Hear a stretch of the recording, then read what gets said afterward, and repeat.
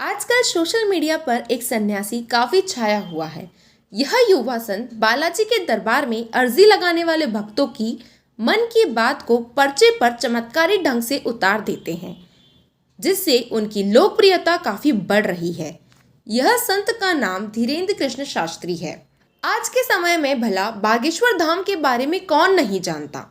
बागेश्वर धाम में अपना दरबार लगाने वाले धीरेन्द्र कृष्ण शास्त्री ने इंटरनेट की दुनिया में तहलका मचाया हुआ है। लाखों लोग उनके भक्त हैं और उनकी शेयर की गई वीडियो देखते हैं।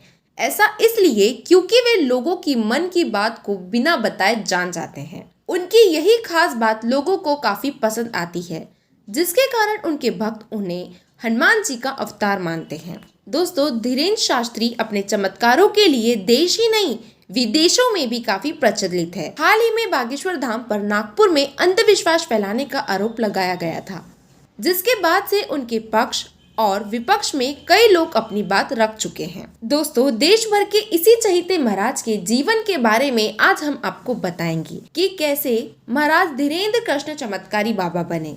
दोस्तों, धीरेन्द्र कृष्ण शास्त्री जी का जन्म 4 जुलाई 1996 को मध्य प्रदेश के छतरपुर जिले के गड़ागंज गांव में एक ब्राह्मण परिवार में हुआ था। उनके परिवार में उनके पिता राम कृपाल गर्ग और उनकी माता सरोज गर्ग है। उनके घर में दादाजी, उनकी एक बहन और एक छोटा भाई भी है। महाराज धीरेन्द्र कृष्ण ने अपना शुरुआती जीवन गांव में बिताया। शुरू से ही महाराज का परिवार काफी गरीब था, जिसके कारण उन्हें सुख सुविधा में वंचित रहना पड़ा। महाराज धीरेन्द्र कृष्ण जी को बचपन से ही आध्यात्मिक चीजों का काफी शौक रहा है, जिसकी शिक्षा उन्होंने अपने दादाजी से प्राप्त की है। धीरेन्द्र शास्त्री जी के दादाजी का नाम भगवान दास गर्ग है। इन्होंने चित्रकूट के निर्मोही अखाड़े से दीक्षा प्राप्त की थी।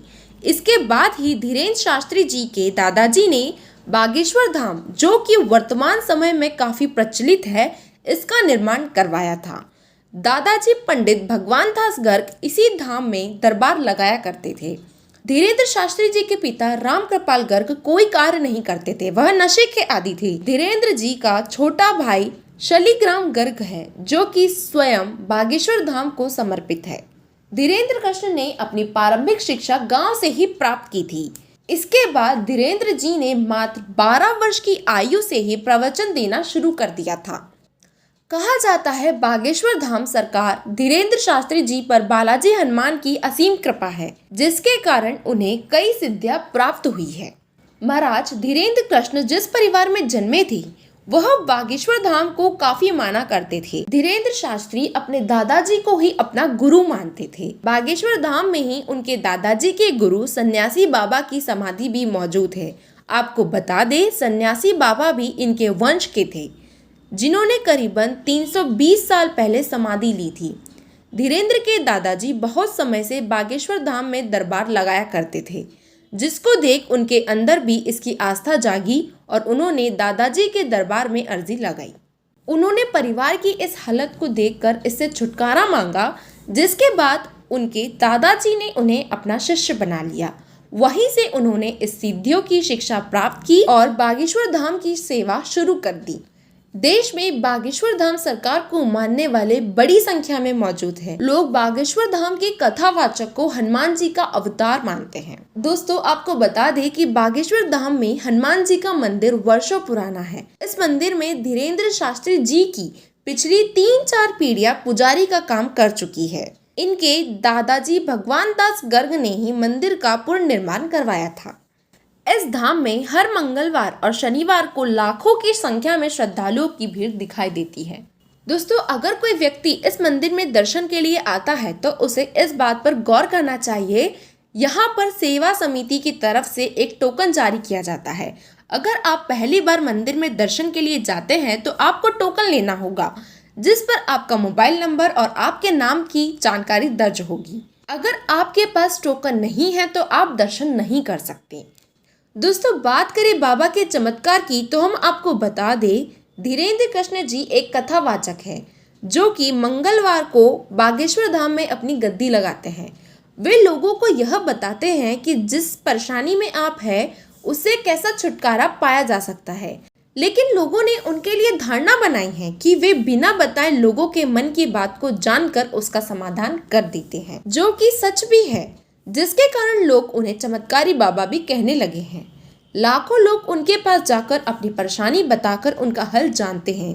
ऐसा कहा जाता है, जो भी यहाँ अर्जी लगाता है वह खाली हाथ वापस नहीं लौटता। ये अर्जी एक पर्ची के द्वारा लगाई जाती है, जिस पर भक्त सिर्फ अपना नाम लिखता है और बॉक्स में इस पर्ची को डाल देता है। इसके बाद पर्ची निकाली जाती है और उसे बुलाया जाता है। महाराज उसके बारे में नाम पढ़कर ही सब बता देता है। लोगों का कहना है, जो भी महाराज कहते हैं अगर वो किया जाए तो कभी आपके कोई भी काम नहीं रुक सकते। कई लोग इन्हें चमत्कारी बाबा मानते हैं तो कई लोग कहते हैं यह अंधविश्वास है। अभी हाल ही में सोशल मीडिया पर उनके खिलाफ एक कैंपेन देखने को मिला था, जिसमें उनके विरोध में बातें लिखी गई और लोगों को बताया गया कि वो उनकी भावना के साथ कैसे खिलवाड़ कर रहे हैं। ये आरोप नागपुर की एक संस्था द्वारा लगाया गया था। उन्होंने महाराज धीरेन्द्र कृष्ण शास्त्री को चुनौती दी थी कि वह नागपुर आके अपना चमत्कार दिखाए। उन्होंने कहा, अगर महाराज ऐसा करने में सफल हो जाते हैं तो उन्हें 30 लाख रुपए का इनाम दिया जाएगा। लेकिन महाराज ने उनकी चुनौती को स्वीकार नहीं किया। महाराज ने इस विवाद पर अपना बयान देते हुए कहा था कि हाथी चले बाजार, कुत्ता भौंके हजार। इसका मतलब यह है कि वही बोलता है जो कुछ कर नहीं सकता।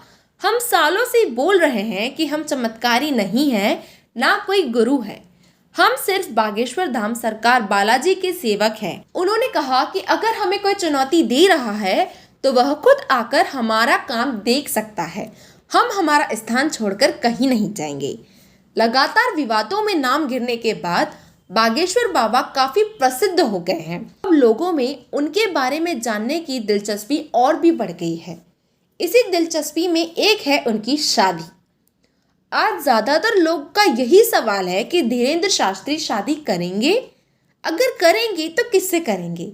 दोस्तों, हाल ही में एक इंटरव्यू में एक पत्रकार ने महाराज से पूछा कि क्या आप शादी करेंगे, तो उन्होंने पत्रकार को जवाब दिया, जी हाँ, हम बिल्कुल शादी करेंगे, हमें गुरुजी की अनुमति मिली हुई है।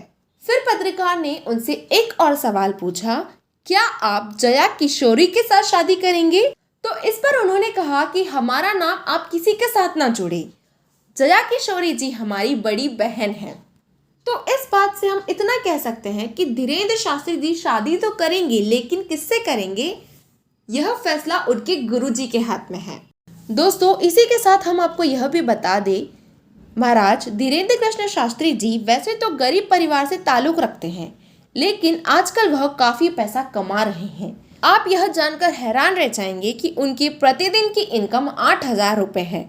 वही प्रति माह वह 3 से 4 लाख रुपए कमाते हैं, जिसके कारण उनका नेटवर्थ करीबन 19.5 करोड़ के आसपास पहुंच चुका है। दोस्तों, इसी के साथ धीरेन्द्र शास्त्री जी के पास कई सारी पर्सनल कारें हैं जो अक्सर बाहर जाने के लिए काम आती है, जिसमें से एक है टाटा मोटर की फेवरेट एसयूवी टाटा सफारी, जिसमें सवार होकर वह अक्सर मंदिर या प्रवचन देने के लिए जाया करते हैं।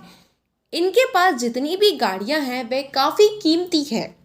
दोस्तों, महाराज धीरेन्द्र शास्त्री जी की जीवनी विस्तार से जानने के लिए आप हमारी वेबसाइट deepavali.co.in पर जाकर देख सकते हैं, जिसका लिंक आपको डिस्क्रिप्शन में मेंशन कर दिया गया है।